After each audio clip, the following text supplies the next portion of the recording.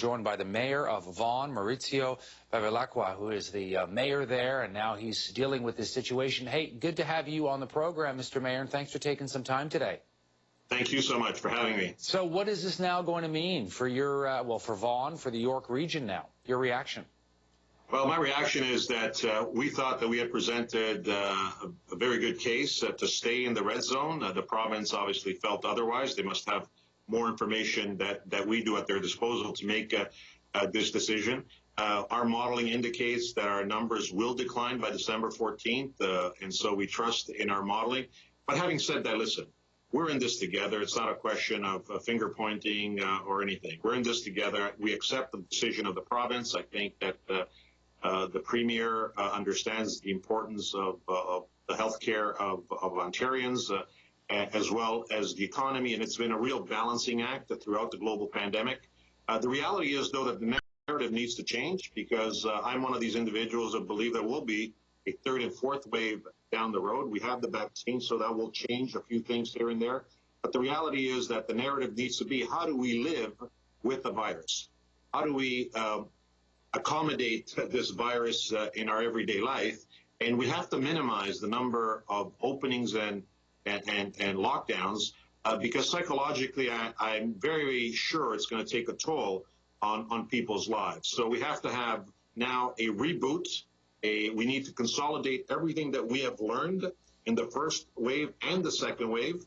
We have to look at a post-vaccine world, and what does it mean to people's everyday life. And here in York Region, I must say that I'm very proud of how the citizens have really be law-abiding. The vast majority follow the rules. They care about each other.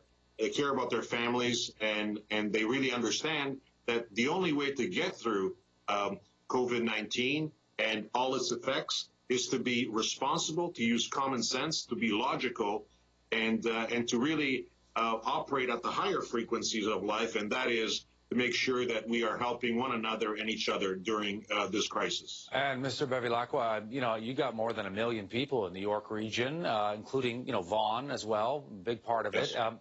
What's the reaction, do you think, to this news? What are people going to say, when we are, 2 weeks away from Christmas? Not even.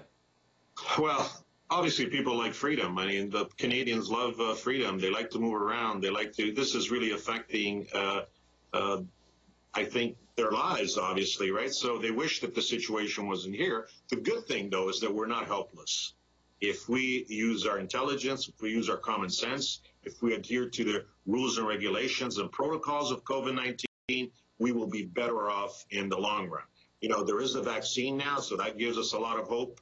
But the reality is that what's going to fix this problem is going to be us. It's going to be each individual citizen of Vaughan and York Region and Ontarian and Canadian really recognizing that the agent of change is the person that you look in the mirror. When you see that person, you've got to tell them that every morning when you get up, you've got to ask yourself, what can I do as an individual to bring about positive change in the COVID-19 challenge that we collectively face? Wonderful to have you on the program today and at least get your initial thoughts to this news. Really appreciate it, Maurizio. Thank you. You're very kind. Stay safe. You as well.